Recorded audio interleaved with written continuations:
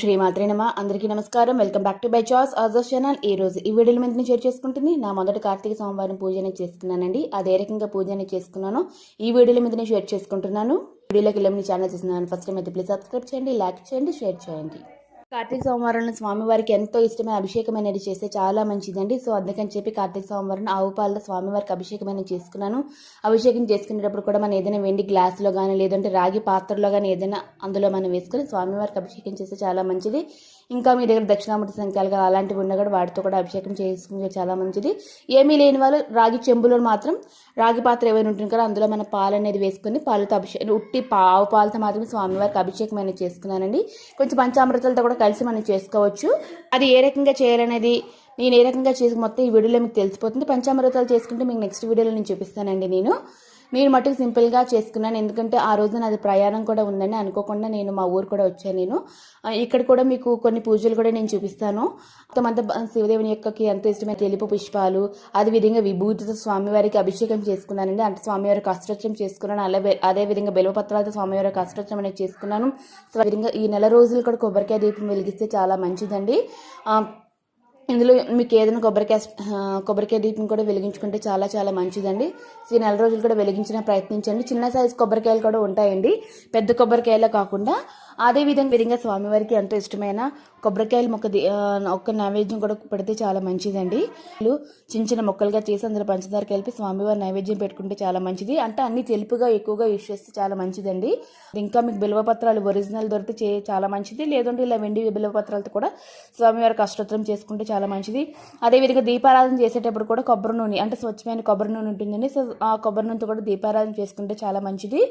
అదేవిధంగా కొబ్బరికాయ దీపం అది కూడా తెలుపుగా ఉన్న దీపమే కాబట్టి సో తెలుపు దీపాలు అంటే అందులో కూడా మనం వేసే ఒత్తులు కూడా మీ ఇంట్లో సభ్యులు ఎంతమంది అంతమంది ఒత్తులు కలిపి ఆ ఒత్తులతో మనం దీపారాధన అనేది చేసుకోవాలండి. ఈ రకంగా పూజని మొదటి సోమవారం అన్నట్టు చేసుకున్నాను నేను.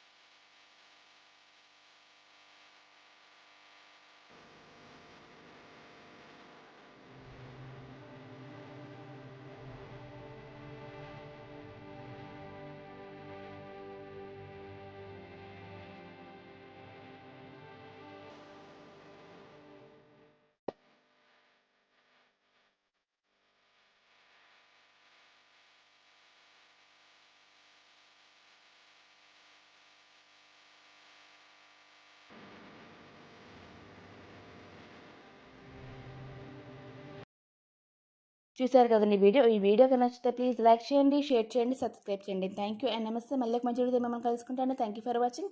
సర్వేజన సుఖినో భవంతు.